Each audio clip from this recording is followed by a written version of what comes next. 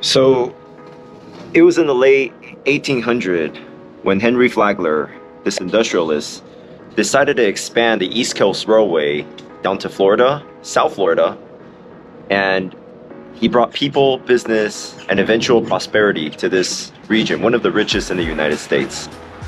Today, I want to show you my decision on moving to Florida. Check out the neighborhood of Little Havana. Very possible I am the only Asian person here. And, just life in general on the Florida living, how different it is from what I'm used to in California, and what plan I have moving forward. So follow me along. I told myself, hey, I want to look for a single family home. I want to make sure that my investment goes a long way and actually yields results. But back in 2022, 2023, the real estate market was very unstable, and I was just unsure. There was a lot of uncertainty. I didn't want to pay 700, 800, 900,000 into a neighborhood that I wanted. So I was like, well, why not buy like a small condo in a good location, fill it out and rent it out. Eventually, when I do move to Florida, it could be an option for me to decide, like, do I want to stay there or not? I can rent it out, know the area better or whatnot. So I was looking at a lot of different neighborhoods. At first, all my friends are saying, hey, Asher, buy in Brickell, get a sick ass apartment, live that high life of Brickell. But the real estate investor in me was just thinking that, man, I don't know, buying in Brickell is gonna cost $800, $1 million for a 2-bedroom. The HOA is gonna keep rising over a year. I mean, there's been a lot of lawsuit against the insurance. So man, I don't know, that's kind of a big financial decision. I might as well just buy like a single family home elsewhere. So with that, I also consider renting, but after just, being in Miami a few times, I know myself, I don't want to be in the hustle bustle and be kind of fed into that lifestyle that everyone else is living in Miami. I'll explain a little bit further as we walk down the street and check out this neighborhood. But I look back, got this property about 2 years ago, rented out for 1 year and great return. I'm so happy with this decision of living in Little Havana. I think it's a growing area. And like I said, I might be the only Asian person here. We'll walk down the street later and see some of these infrastructures and the neighborhood and see if we can find more people that look like me. But it's been awesome. So for the next part, I want to show you a little bit about my 2-bedroom apartment here. Actually in the neighborhood called Brickell West, not just like Little Havana. Little Havana's maybe another two to 4 blocks down. I am literally, 5 minutes away from Brickell. When it comes to running or walking, I could really get there in 15 minutes. But here's my apartment. Give you a quick tour. So I will say the apartment is about 60% finished. When I got it, it was completely different. I hired a designer, worked with several contractors. But to start, this is just an apartment for myself. This is the living room area. I spent a lot of time here. I'm very much a scent guy, so you'll see, air fresheners everywhere in the pocket of this house. And since it's only 700 square feet, I don't need too much. The washer and dryer, this is probably the oldest item in the entire house. And the next part is where I spend the majority of my day in. So this is my office space. You can tell it's real messy, but I do a lot of work here. I'll probably spend anywhere from 6 to 10 hours a day just grinding things out. I have a lot of olive trees in the house. Love some plants.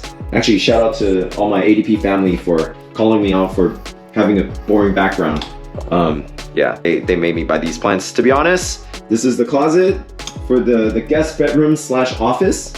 And for guest staying, this is actually a nice find on Amazon. It actually pulls out to convert into a twin size bed. If we have multiple people coming, then I'll then use the air mattress. I have a queen size air mattress that's actually going to take up the entire room. So very efficient for guests to come. And then finally, this is the second bathroom. Actually, I think it might be bigger than my own. So cool raindrop shower, new tiles. Yeah, this bathroom was remodeled just before I moved in. So before that, there's a big wall right here. Here's the kitchen. And then here's a living space. I asked, the designer to open it all up, and I thought they did a good job. As you can see, I still need to get my backsplash done. Some details touch up. I do want to put some art on the wall. I see myself really like living here for a long time. And the original idea of buying a single family home kind of disappeared because, as most of the single family home owners know out there, it's a lot of maintenance cost that goes into it, and taxes are high. The HOA here, there's not much amenity in the building, but because of a lot of senior living, a lot of my neighbors are like just retirees. They tend to not raise the price high as well. So I pay about like a $450 HOA each month. That includes like all the management, running the elevator maintenance and things like that. So, I mean, people living in Miami, like $400 is nothing when it comes to HOA. But the next part, I'm excited to show you the neighborhood. One of my favorite things about living in Miami, and something that I was just missing back home in California, I'm gonna show you what it is. It's that community. So follow me along. Here, I wanna tell you the pros and cons of living in South Florida. So let's talk about the cons first, right?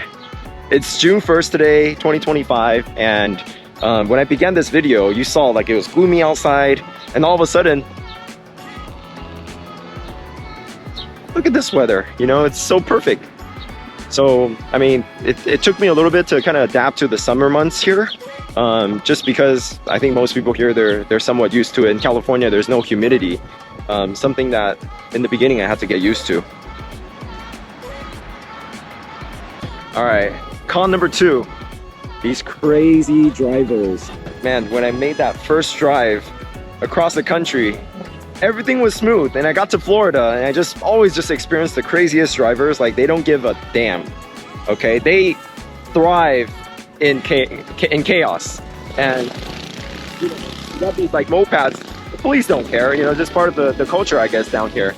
So that's one of the cons, I will say. Like, people don't really respect, or maybe it's part of their culture. I can't really say it's con, but just something that you must get used to when you come out to South Florida.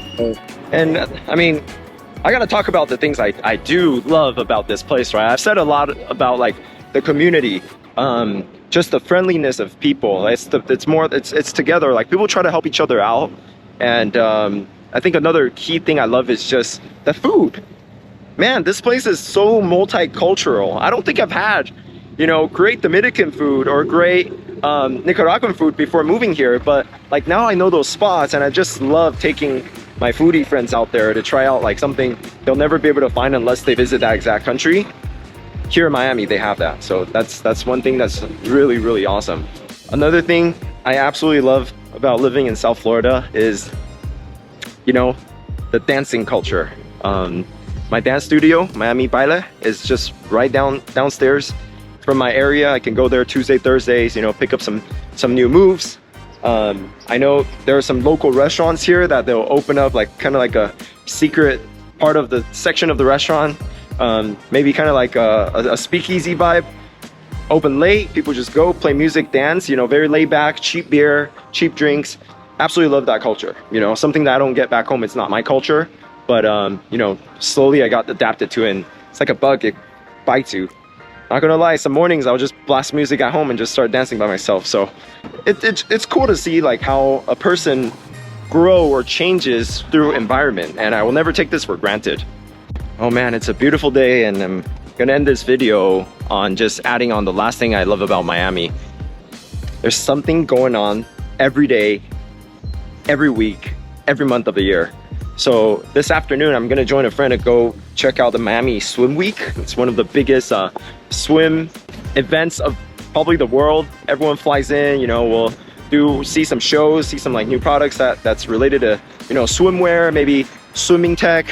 And like, as you know, we have Music Week, F1, come in. The city never sleeps. Like, literally you can go out every night and you'll meet people, social, and make friends. And last but not least, it's a state with no income tax. So if you're trying to save some money, I mean, this is a good place to be, especially in your 20s or 30s, but without starting a family, without having a family. This is just a very, very good spot. I recommend anyone to do something crazy while they're still young. It's such a cheat code. And I'll tell you what, like everyone that had done it, if you're one of those people that like graduated college and moved to New York, San Francisco, right?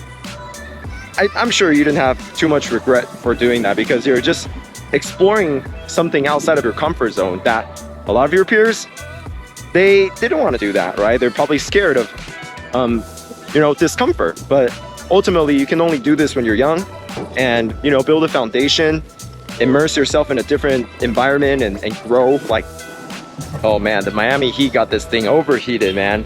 Shit's real. But yeah, it's invaluable. Do it. Live life. Keep enjoying every second as you're breathing, and live with no regrets. I'll see you guys next time.